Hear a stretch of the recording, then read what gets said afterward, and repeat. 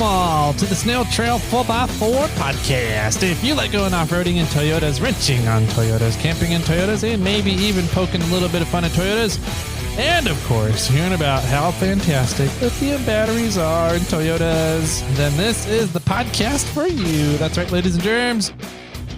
My name is Tyler, and joining me for another fun episode of the Snail Trail 4x4 podcast is the one and only Jimmy. Jimmy, how are you? I am doing very well. Thanks for asking. You are welcome. Do you have a kiddo yet? Am I answering in now or future speak? Future speak. I think so. You think so? I think I do. Okay. You think you have a kid? I think I have a kid. We're actually going to try the Prego pizza tonight from recording. Oh, cool. And see if that helps things along at all. We'll see how it goes. Oh, I'm coming over. I want a piece. Sweet. Come on over. We'll have a Prego pizza party. Yay. But I'm pretty sure by the time this episode airs, I will have a little mini me running around, or maybe. Not running, very possible. I foresee this episode roughly coming out almost 2 weeks after your due date. I should then. Yeah. So we're recording with 3 days before my due date. Yes. And it's he's not here yet. So if he's not here by 2 weeks after, I'm pretty sure they almost induce. 2 weeks, yeah. They induce at 1 week or something like that. 2, I think. Is it 2? Yeah. Okay. So yeah, man. It's exciting. Yeah, it's crazy times. Crazy times. Just like the person we have on the virtual studio has some crazy updates for us. He does have some really fun updates. My nerd side got really excited and giddy. So we have Alex from Wagan Tech back. I think last time we talked to him was Pacific Northwest Overland Expo, and we got to talk about some of the fun little technology things that he's been doing and that Wagan Tech does in the off-road space.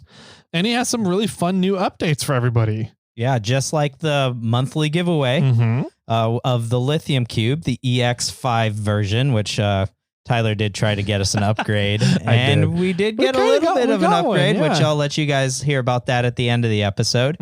But we are giving away a Lithium Cube EX5 from Wagan Tech of over $500 value for the month of March. Yep.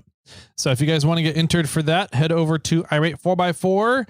You guys should know how to do that by now. And it's there underneath the Snail Trail forum. So go check that out.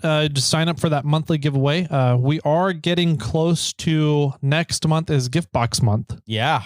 So just putting the words out there so people are aware that gift box tier will be opening April 1st. So, and that's not a joke. That is not a joke. So pay attention. And if you guys are looking to change things up, move around different tiers, get into the gift box tier, whatever you're looking at doing, that's kind of the 2 times a year where you get to do that is April and October. So April 1st is coming up. Let's see. What else other updates do we got?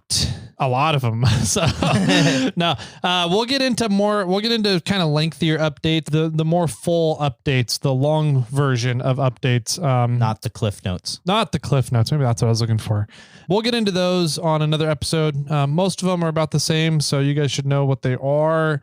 And we got a really fun episode here with you, for you with Alex from Wagan Tech. So let's, I guess without further ado, head on over and have some snacks ready, because this is a popcorn episode. Absolutely. Yep.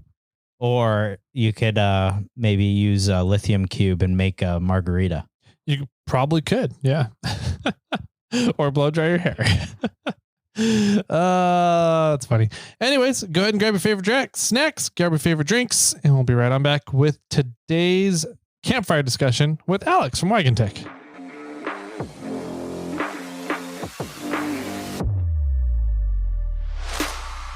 The 4-Wheel Underground website just got an upgrade.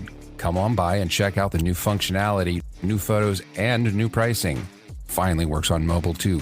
Visit 4wheelunderground.com and find your new suspension today.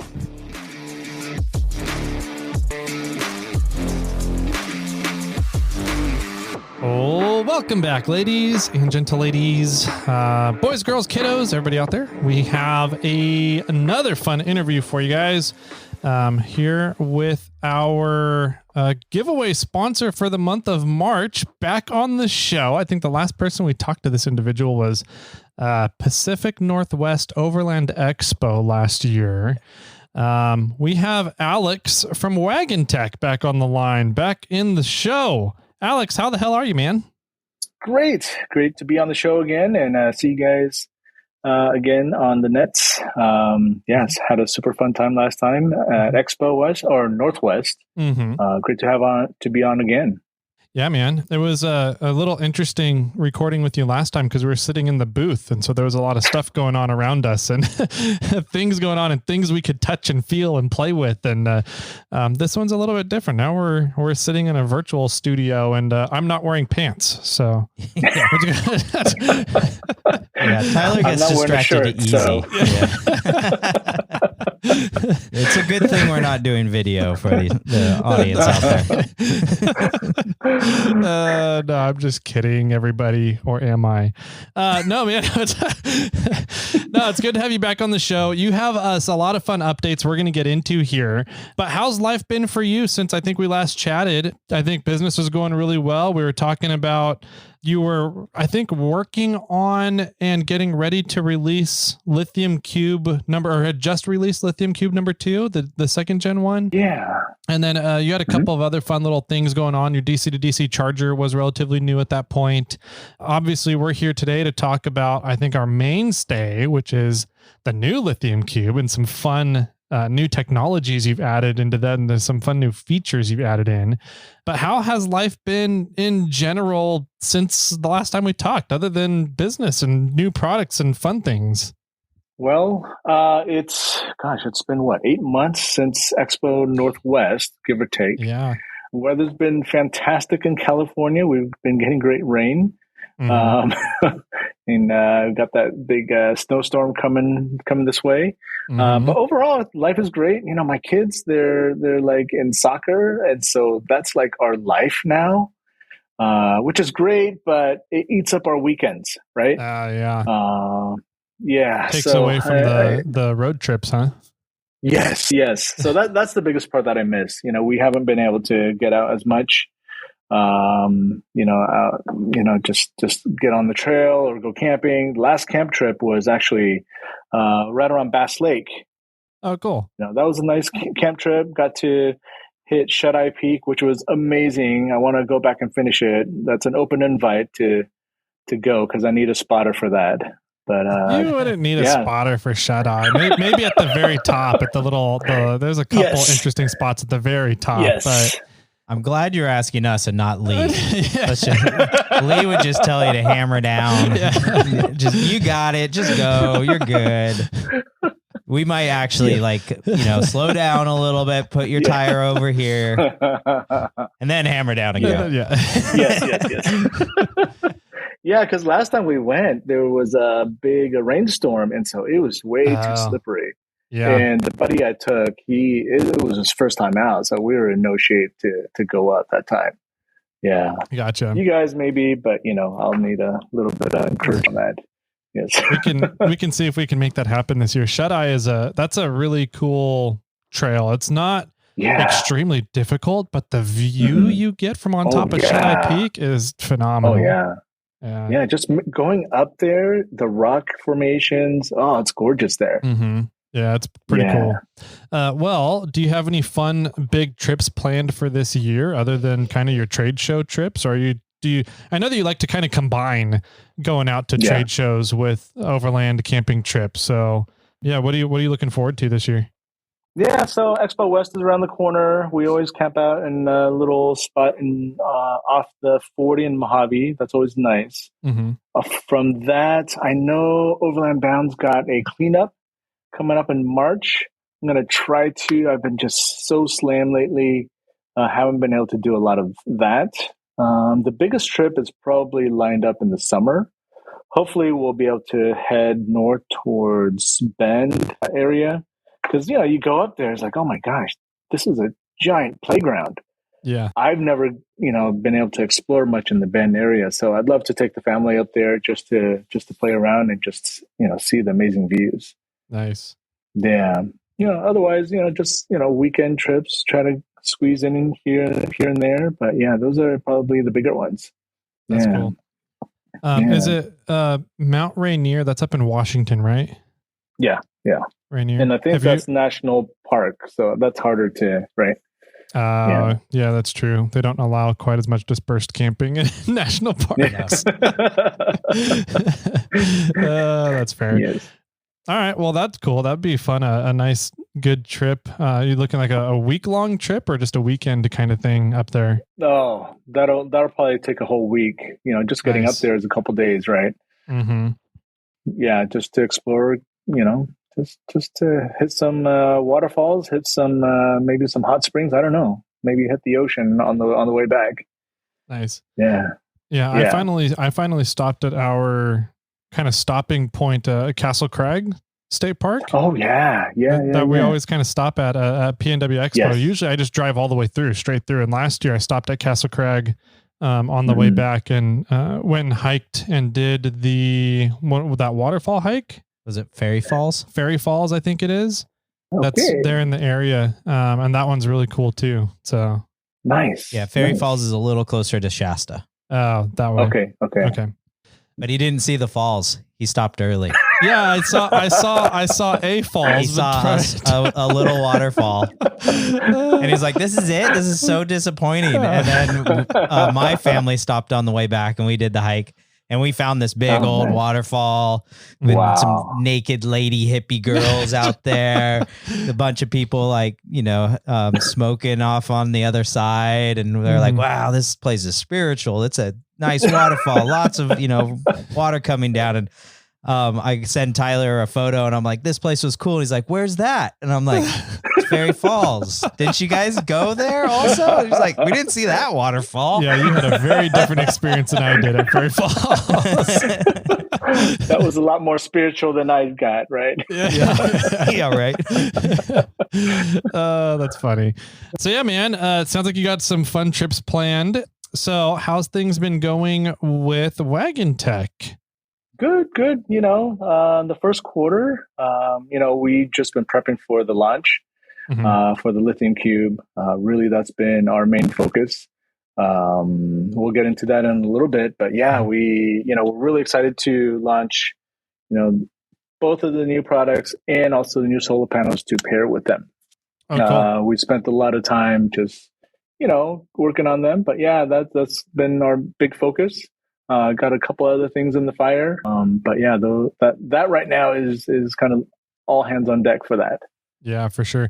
Have you guys been kind of developing the new feature sets and the new technologies for the Lithium Cube and the solar panels since over the past 8 months since we last chatted, or has that been a further ongoing project, or how long have you guys been working on to get ready for this launch? Yeah, I would say probably at least a year in the making. As last time that we talked, we want to put a lot of the features that we felt were really important to us and the community and the feedback that we got from people. And just to make sure that those were top notch and those were different from, or better from what else is in the market. And we really wanted to hit it hard. It took us a little bit longer than we wanted to, but I think what we came out with was pretty darn good, and can't wait to get more of these into the field. Got a couple people with them in the field right now. Nice. And then we've been testing this. Lee's out right now, but he's gonna come by with a little toy to test it with. We're gonna try to get a welder to work with this. So stay tuned. Wow. That's right up Tyler's alley. On that. Yeah. Yes. So that means, oh man. Okay. Hold on.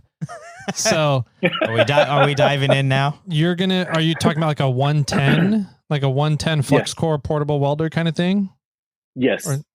Okay. So are you looking at being able to push 20 to 30 amps through the 110? Wow. He's nodding on the other side. Sorry, I'm nodding. Yeah. Yes. So it's 20 amps on its own, but you could actually pair two of these together to get 30 amps output. Oh. Got it. Yeah. Okay. Yes. All right. So if you guys want to test it, and we'd love to have you guys put it to its paces. I'll put it to its paces. See if we can stick weld with it. Yeah. Yes. Yeah, we've got a couple welding projects that need to be done in the warehouse here right now. So we could totally do some testing with them and let you know what happens. Yeah. Love to see that. I've never done it. We don't have the equipment here to test it with, but you know what? You guys can test it at IRL, and I'd love to see it. That'd be cool. Okay, so let's get into the new Lithium Cube. Some of the new feature sets, because the last Lithium Cube, you had a couple of big things fixed, big things kind of figured out. So what are you now adding into this third generation of the Lithium Cubes that's really kind of like makes it pop?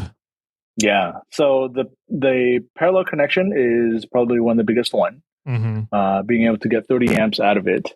What you do is basically you put two of the 1800s together, and now you getting 3600 watts on the AC. Gotcha. Additionally, you double the capacity too. Yep. Yeah. So if you're running, a light load, of course you get more capacity. If you're using a heavy load, of course you can get more power too. Is 1800 the watt hours essentially of the battery pack in there? 1800 is the inverter size. Oh, okay. Yes. And then each of the batteries are 1440 watt hours. Okay. Yep. And so you can pair two. So you have in the bigger ones. How many different sizes of the Lithium Cube are you going to be launching coming out with here?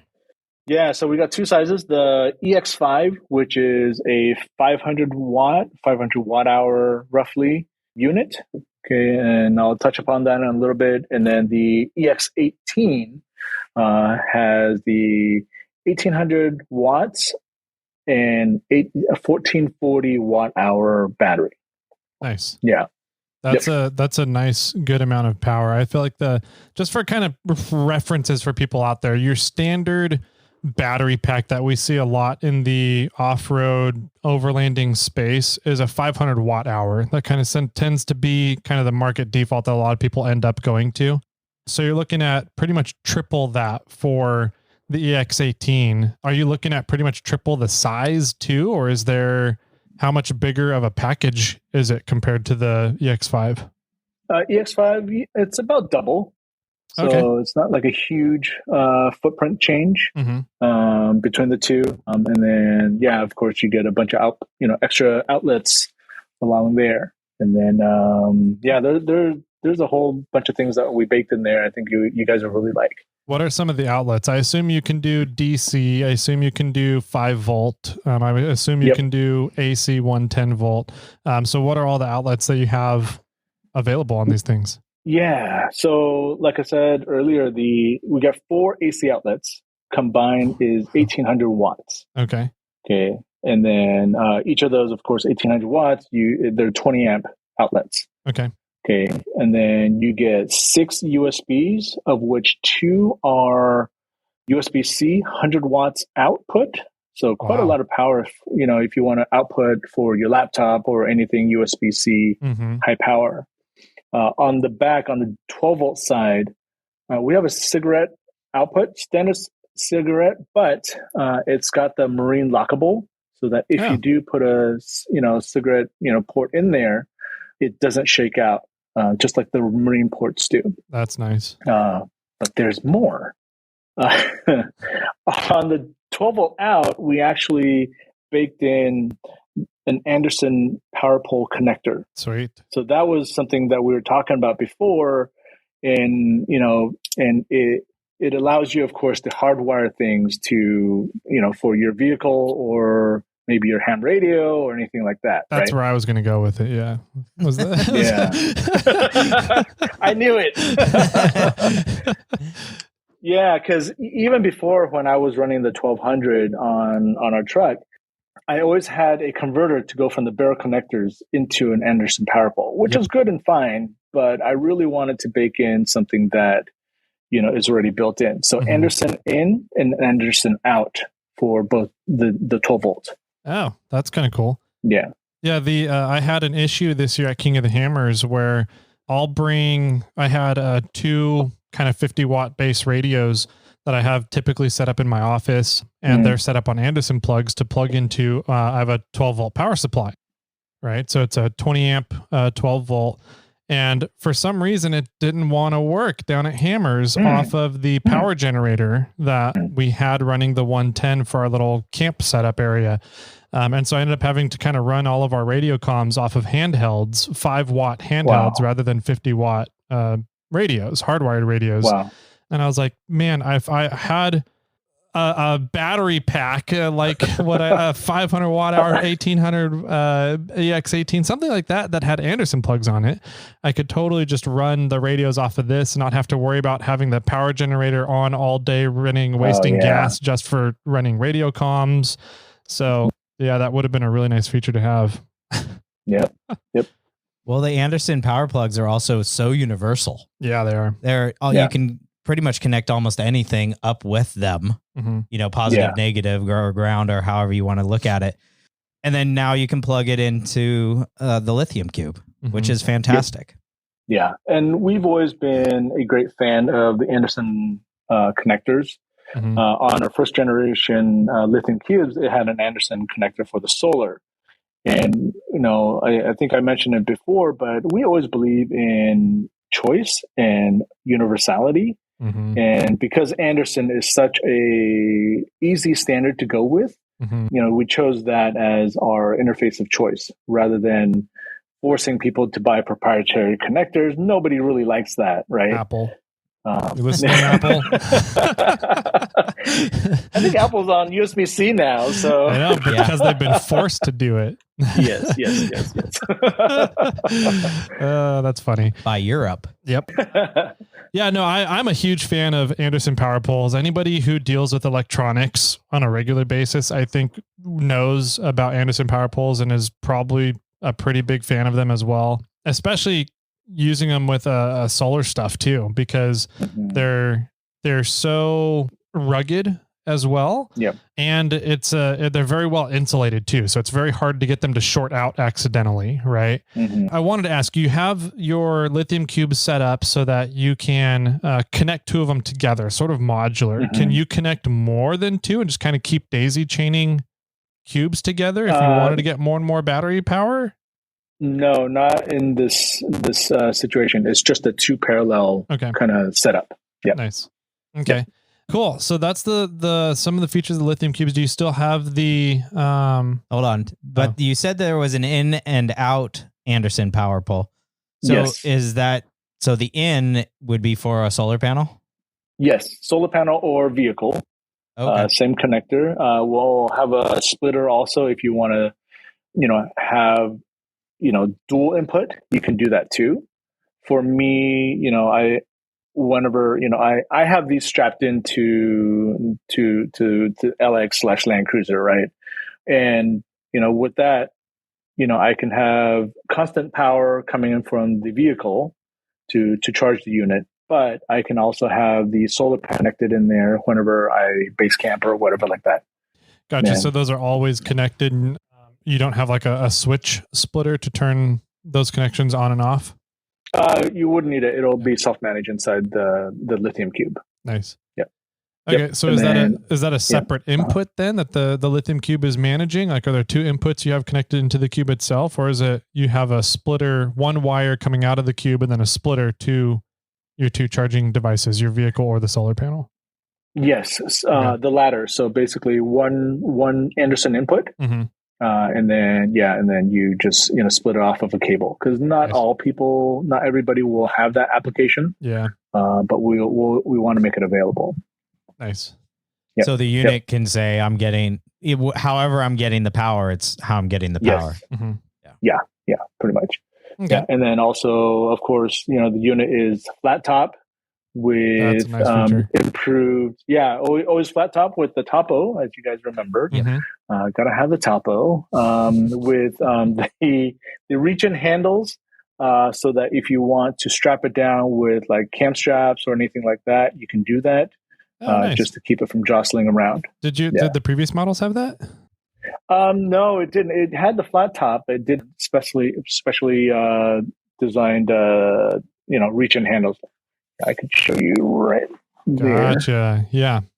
Yeah. So Nice. no video, but you guys can see that. Yeah. Yes. So mainly for the people out there, it has on the ends. It also has like on the flat top. There's a section cut out and underneath, so you can reach around and underneath, and it creates a handle. Yeah. On both, and that's on both sides too. So it would be easy to carry. And does it also have a pop-up sort of standard handle like the other previous version did? Okay, so it's just the reach around handles. Yeah, just reach in because the unit's pretty heavy, so you still want to two-hand it when you carry it. Gotcha. Yeah, that's what the 18. The 500 is a flat resting handle. Mm-hmm. That one, generally, you could just put a cam strap or a bungee, not a bungee, but like a front runner's got that really nice bungee strap too, that you can just lock down. Yeah. Nice. Yep.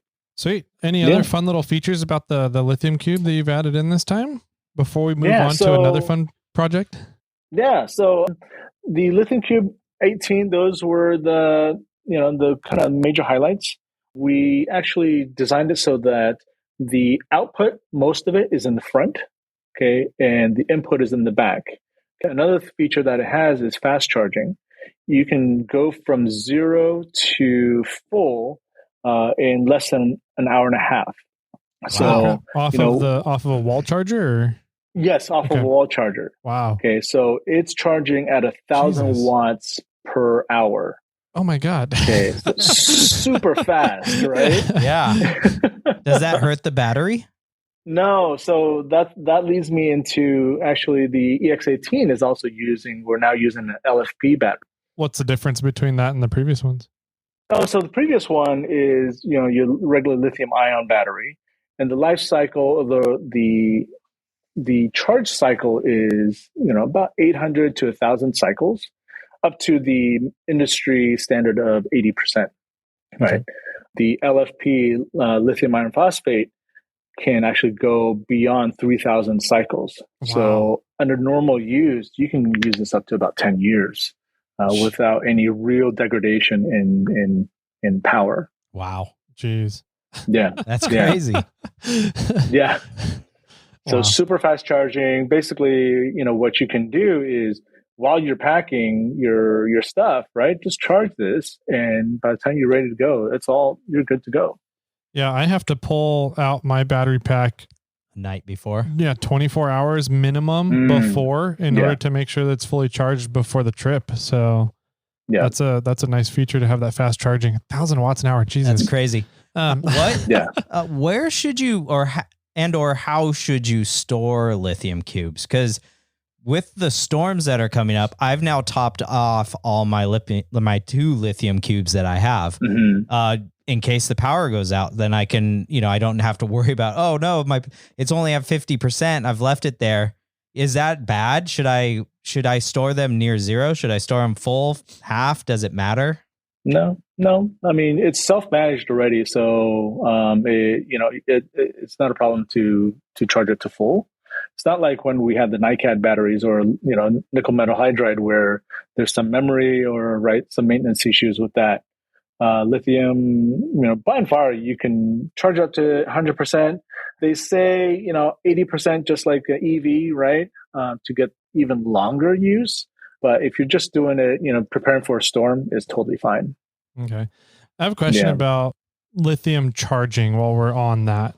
So typically lithium wants to see, 14.5, 14.8 volts in order to charge. Is that because of the BMS, the battery monitoring system the battery management system wants to see that much voltage, or could you charge with a lower voltage and the BMS will take care of that and make sure that whatever the batteries need to get into them, they get into them?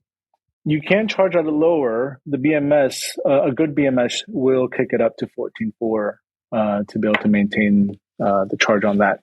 I was just doing a quick calculation. Yeah, so That's, depending on the BMS, but generally about, 12 volts is an okay input. The BMS should be able to compensate that.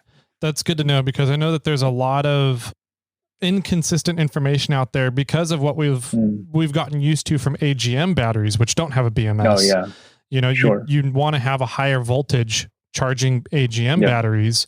Whereas lithium, everybody's like, no, yeah, you still need a higher voltage. I'm like, no, you don't, as long as you have a good BMS. And I think that's the key point. Typically the BMS will take whatever voltage you're throwing at it, as long as it's, close to 12 volts nominal.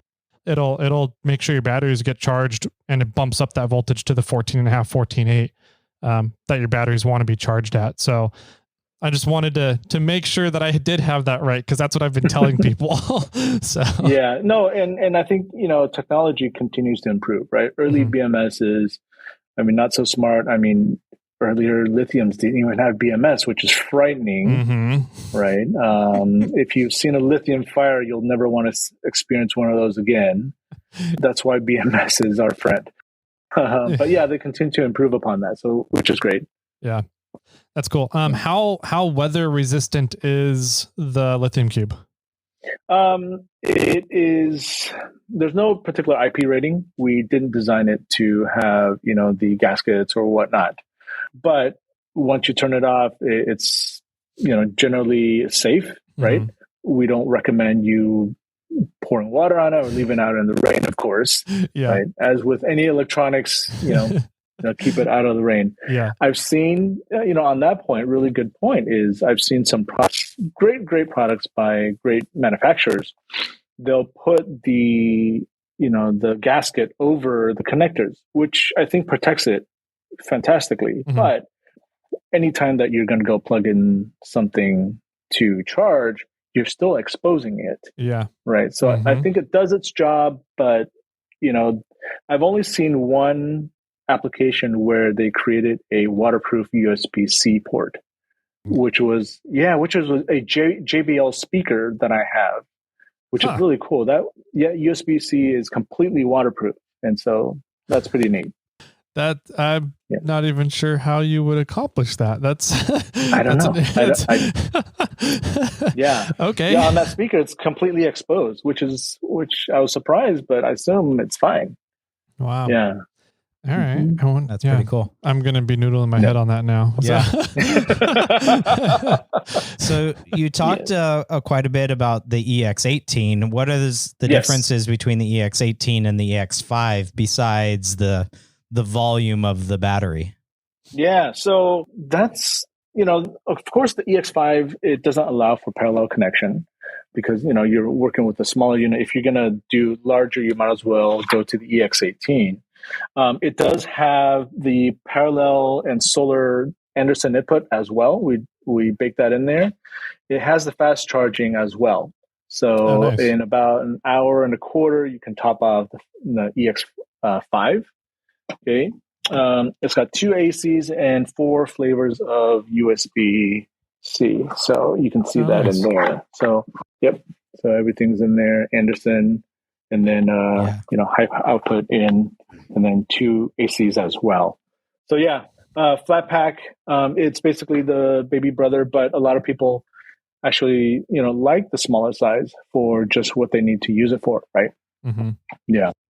Yeah. Oh, actually, something I forgot to touch on for the EX18. You can tell EX18 is kind of the marquee one. Yeah. Mm-hmm. Yeah. Another thing about the EX18, which is really nice, is it's got a UPS function built in. So you can do shipping with it? Close.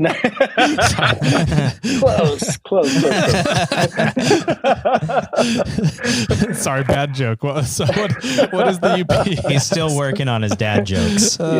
Yes, I know. Uninterruptible power supply. So let's say you plug in your computer, your home computer, your power goes out, it's still running, right?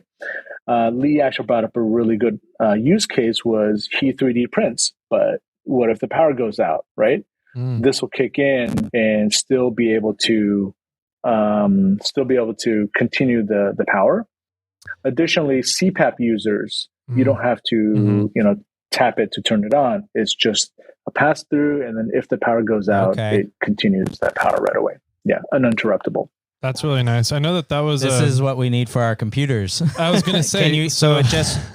So more or less, because both of us have had computer problems in the recent storm with the power shutting off, power surges, and the power surges happening.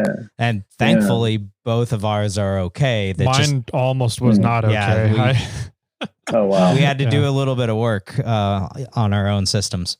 However, if you had an uninterruptible power supply in line, it would notice the power went out. It would continue to give you power, and then you could properly shut down when it was appropriate. Yeah. So they just continuously sit there and let the power run through, and it's not an issue with the cube. And then you're like, oh, I'm going camping.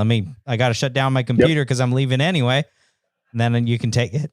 That's cool. Okay. Yeah. I like it. And then once you get your computer shut down, you can take the cube over and plug your fridge into it so that you don't, nothing goes bad in your fridge. Yeah. So about, about 14 or 15 hours continuous on most home fridges. So quite a lot of power. That's really good. Yeah. I know I messaged you and you said that my old cube, the old 500 gets about 4 hours. So that would be nice. Yeah. Some more hours for sure. Yep. Keep the beer cold. Yeah, exactly. We got to keep the priorities going here. That's why the beer just stays in there at that point. We only go into the fridge for, food. We got the whiskey that just lives outside. Doesn't need to be cold on that one. So in case of emergency, you have to, be flexible. Yes. Make your sacrifices. Yeah, exactly. Well, another really neat feature, a couple of neat features on the Cube is the solar technology. Because solar technology, just like lithium and portable lithium battery packs, like the Lithium Cube, it just keeps jumping forward. It seems like people keep coming out with new ideas for solar. So you guys are no exception to that. You're with this kind of launch with the new EX18, the EX5, the new Lithium Cubes. You're also launching some solar stuff. So go into that a little bit and explain what's the fun new features about your solar panels. Yeah, two new things. We did a 68 watt and 100 watt before, which did really well. The reason we have a really interesting philosophy with solar panels, because people who understand the specs out there are largely fudged. If you buy a 100 watt panel, that's really about a 70 watt panel. Okay. But if anybody's known our company for any period of time, you'll know we always underrate our products, like inverters. Nice. Yeah. So inverters, if you buy 1,000 watts, you get that full 1,000 watts for 24 hours. If your battery holds up, right? What a lot of people in the industry do is they'll rate it based on peak power or 20 minutes or something, right? So in actuality, you're only getting about 80% of what people advertise. So that actually goes the same with our solar panel. Why was the originally solar panel, 68 watts? That's a weird number because that's actually what you get truly out of the panel. For instance, when we were out in Death Valley, 2 years ago, 9 o'clock in the morning sun, Death Valley in the winter, I was pulling about 90, 95 watts out of a 100 watt panel in the morning. That's pretty good. Yeah. Typically 100 watt panels, you're pulling, 70 to 80 watts max. Yeah. So we basically call it true rated power. Okay. So what we advertise is exactly what you get.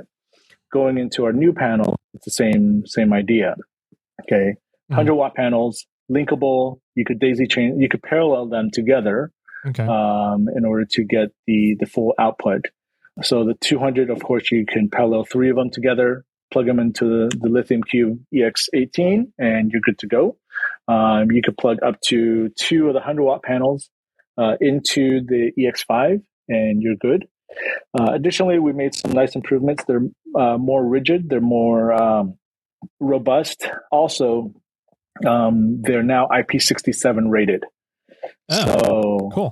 Before they're water resistant, now it's rated at IP67, so it could get rained on all day long and you don't have any issues. Yeah, so you can just set them up at your base camp and leave them there until you're ready to go home. Yep. That's nice. Exactly.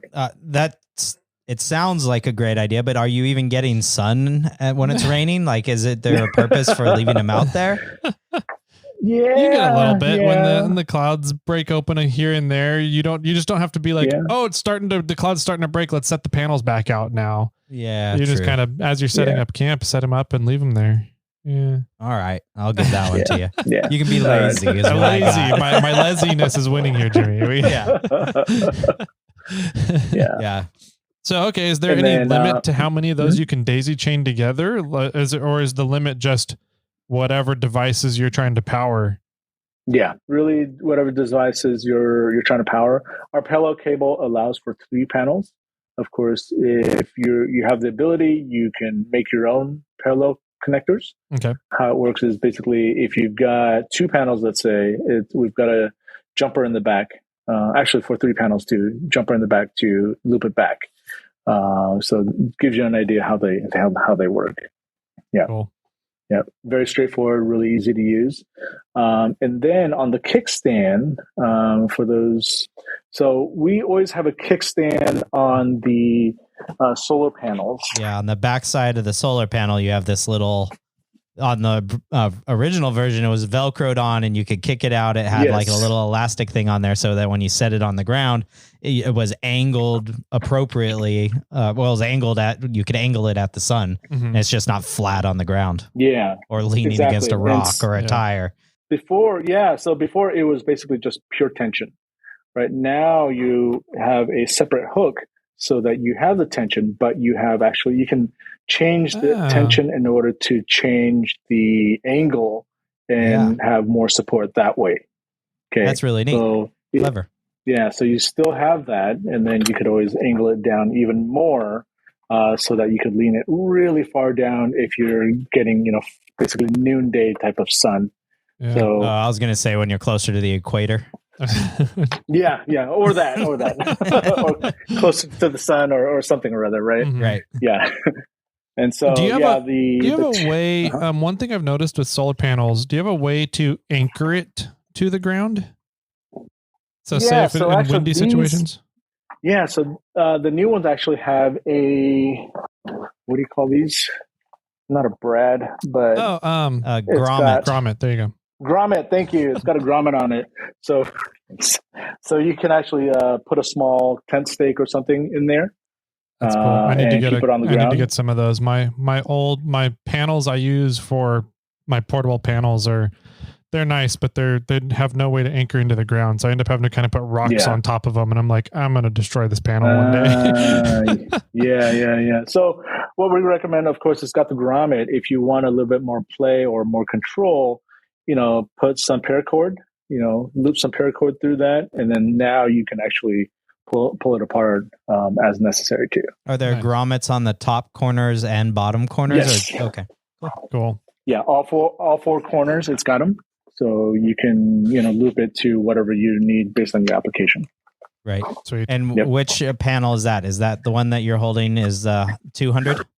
Yeah, this is 200. So basically, it's 4 panels. 4 panels. And Got there's it. 50 watts. Yeah.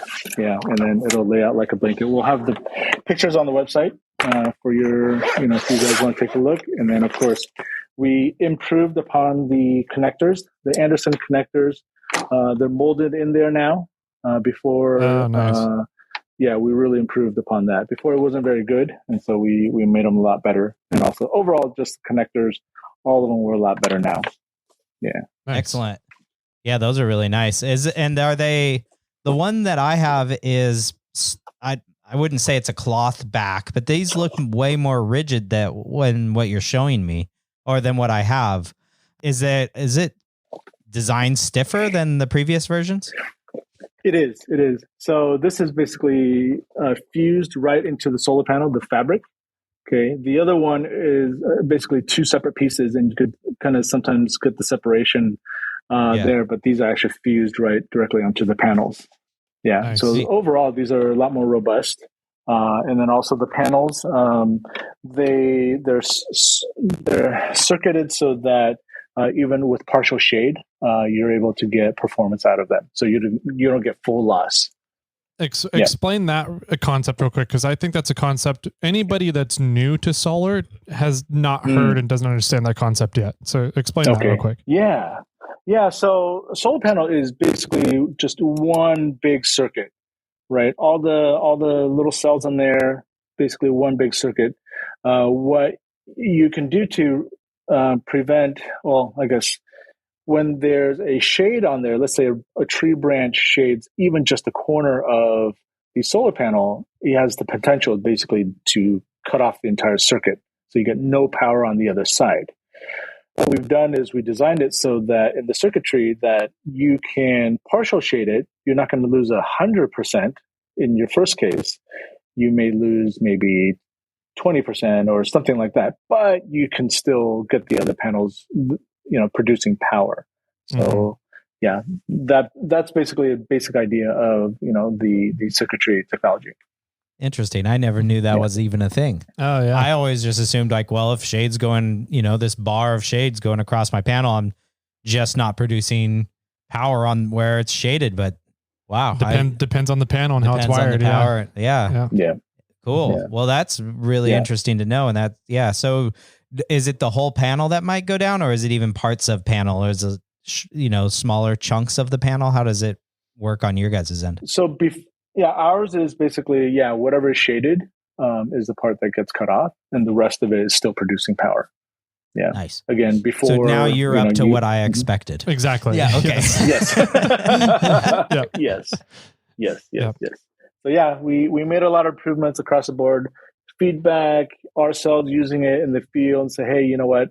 We really want to add these features into these products, and because we like I said last time, we take these out ourselves. We enjoy our products ourselves. We're not just manufacturers and sellers of these products. We actually try to beat these up and see, okay, how can we improve upon them, right? Mm-hmm.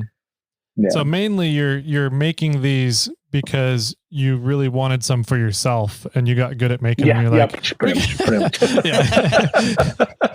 Isn't that how all companies more or less start? Pretty much in the off-road industry. Yeah. Tyler got tired of bending over at tires, so he made more flate. I got tired of my camp stove not working on my tailgate, so I made snail armor. And Alex over here wants to have a French press or a grinder for his coffee, or margaritas in a blender. So he made a lithium cube. And then he made the EX18 because he needs something to run his hairdryer. There you go. Yeah. Yes. Blow dry his hair. Yes. For all the hair that I have. That's fun, man. What other stuff do you got going on? We have have you made any improvements or come up with some new designs on DC chargers, or are those you're still got those released from, I think you released them around P&W Expo last year. Yes. So those are still constant. We're seeing some really cool applications. Of course, in the camper, overland, off-road space, great applications in there. One of the big, and shout out to Harker, Outdoors. We equip them quite a bit with our DC chargers. They do a great job. But we're also starting to see them in more commercial applications. So nice. We're actually working with a company that actually upfits these vans, and for basically work vans who they want to charge more batteries in the vehicles, and also to allow for solar if they're off the grid. So great application. So we're really excited about that. Cool. Yeah, that's a really nice feature. One thing that I wanted to do, I got a big old Lance camper, and I wanted to remove my electrical system over from my little camping trailer over into the Lance. But I didn't want to use the commercial panel on it anymore. I wanted to get back down to regular, quote unquote, regular panels. And so I was going to move over your DC to DC charger, but I'm kind of like, it might be really nice just to run a bunch of stuff in the Lance off of an EX18 because it's portable and you don't have to worry about hardwiring everything in, going and ripping up panels in the Lance to hide a wiring back there and install stuff. And then, if I need to, I'll still have the batteries that are in there and I can run the DC to DC charging off of that charger I have. So Yeah, and then you can grommet the solar panels to the side of the lance and on the top. On the awning. As it You have rolls out. 3 on the left side, 3 on top, and 3 on the right side. Nice. So whatever way the sun is, you're getting full charge. Yes. Just tape the That'd be panels fun. across the entire vehicle, right? Yeah. You don't need siding. We have solar panels. Yeah. That would be an You know, it's interesting funny that concept you- to build an yeah, entire an entire exterior of a camper out of solar panels, and that way you've always got good power no matter what. But I thought Are I they saw fragile? somewhere these are not. These are really robust. Yeah, it would take some effort to damage these.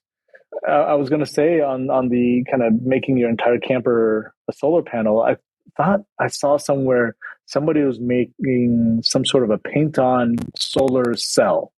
what? Something of the sort. This is like popular science kind of stuff, right? Interesting. Yeah. Okay. That's cool, though. Yeah. So I don't know. Maybe one day. Yeah. Yeah. What about anything? Do you guys got anything else new that you're in development that you might want to tease people about? You don't have to get into details about any of it, but Yeah. So solar panels, we're tinkering with that. The big one would be the pure line inverters that we have.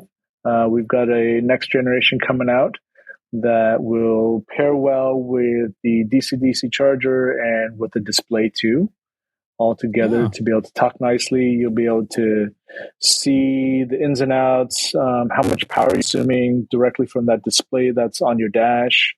That's a nice addition. Turn it on and off. Basically all of that managed right there. that's nice. Yeah. So you're kind of expanding the ecosystem of inverters and chargers. Yeah. So basically we're calling it, our power ecosystem Nice. for all of that together. Yeah. That's cool. Yep. What's so we didn't talk about timeline on launch for the lithium cubes. I know you have pre-orders going now. What does the timeline look for shipping if people wanted to pre-order, and when are they looking at getting one in their hands?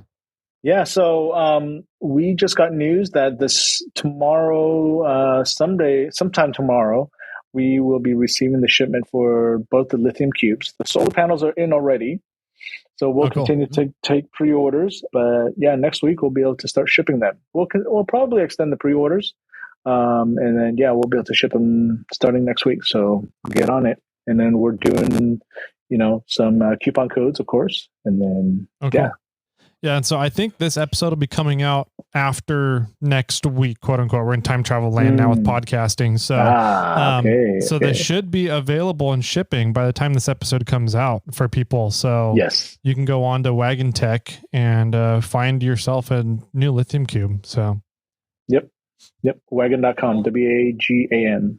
Wagan.com. And all the links for these will be down in the show notes. So if you guys want to just hop over, click on one of those links, and we'll connect you right up. Yeah.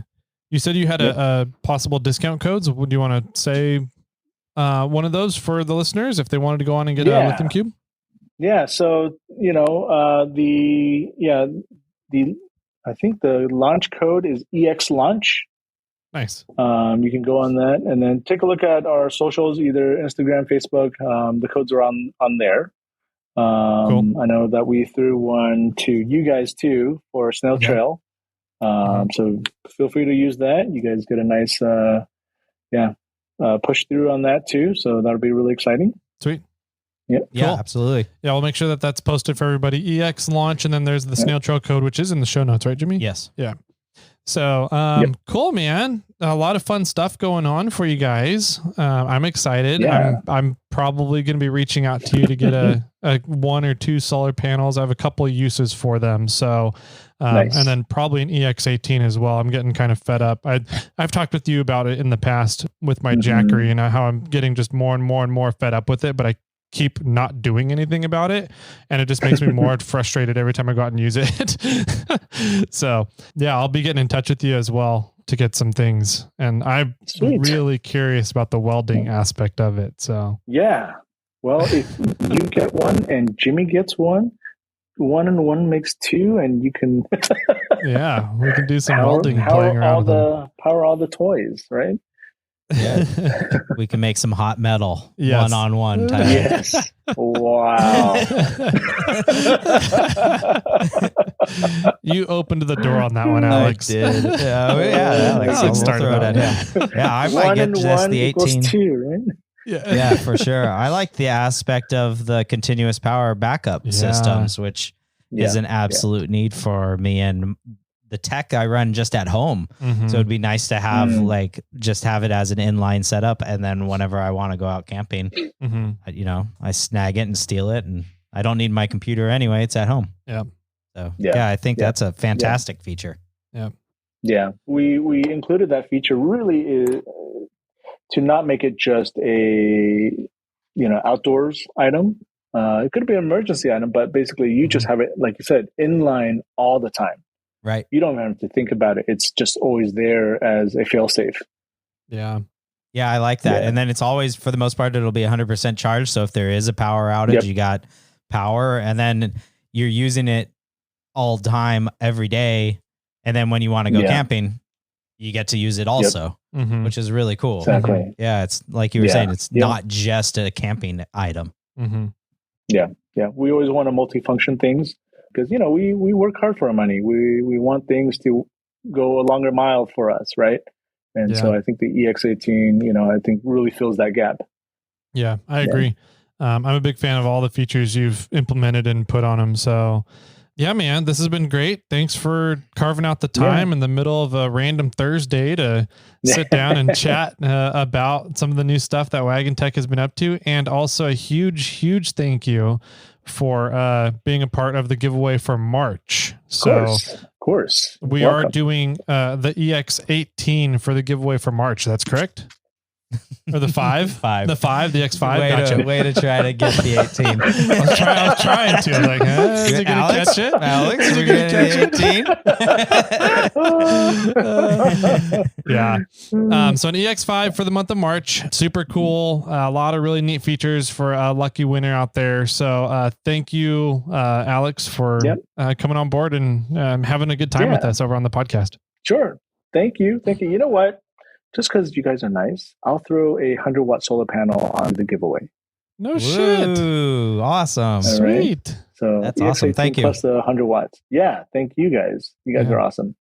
That's cool. Sweet. So if people want to reach out to you, get in touch with Wagan Tech, ask you questions about charging lithium batteries or random weird stuff that they may come up with, how can they do that? Yeah. So of course the socials are good. Wagan Tech or at Wagan Tech, Instagram, Facebook, anywhere. And then also, of course, through our website, www.wagan.com, WAGAN. Find us there. We have great customer service guys. Yeah, feel free to ask us questions. Take a look at YouTube. We have a ton of videos. I think we've got like 150 videos just for stuff to learn. Right. If you guys have inverter questions, if you guys, hey, how big of wire gauge do I need? We've got those kind of questions on there just to teach people. So cool. Check us out on YouTube too. Yeah. Sweet. Sounds good, man. Jimmy, if people have questions for us or maybe questions for Alex that we can filter on over to him, how can they reach out to us and do that? Yeah, you can find us over on Instagram at Snail Trail 4x4. Tyler's over at 4x4 Toyota Tyler. You can email us, Jimmy or Tyler at snailtrail4x4.com, or you can phone in and we can maybe get Alex on a snail mail episode. Sure. And that phone number is area code 916-345-4744. Almost forgot it. Oh, almost. That's weird. Mine. Yeah. That's cool. All right, man. Thanks so much again, Alex. And I guess, Jimmy, final words to wrap up the episode. What you got for everybody? I'm getting excited for the resurgence of the wooden seat covers. I'm super stoked. I know we didn't really touch on it, but whenever those come out, I'm going to get a pair. Yeah. If you get enough people behind it, we'll take a hard look at it. How about that? Do a retro launch. I heard through the grapevine that you guys had a plan to launch of April 1st for those this year. Yes. We're taking pre-orders. Oh, you should totally put that memo out and see what the sales team says on April 1st. Yeah. That's great. Alex, any final words for everybody out there today? No, thank you guys so much. Love being on the podcast with you guys. Always great to see you guys, talk to you guys. And any questions, feel free to reach out. We love your questions. Any questions, let us know. Sweet. Sounds good, man. And with that, my friends, keep crawling.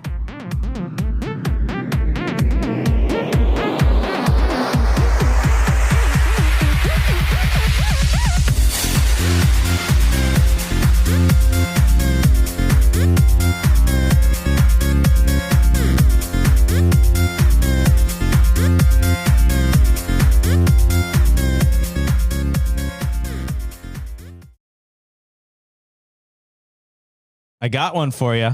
Mm-hmm. What is the world's tallest building? Isn't it Dubai? It's in Dubai. Is it? I think so. Yeah. They have a library in Dubai? I'm sure they do. Because it's a library, because they have the most stories. Okay. Did you know the second tallest structure west of the Mississippi is the CBS broadcast tower out here in Walnut Grove? Yeah. California? Did you know your father-in-law erected that thing? I did know that. Gee, did we learn that a lot about that on the way down to Lawrence Livermore Labs together? I think so. I think that's where I kind of looked at it, and I sent the page over to my father-in-law, and he goes, "A lot of that information's wrong." Yeah, I know. I was like, "What parts?" And I was like, "You should correct the wiki page since you built the thing." Right? Yeah, Too funny.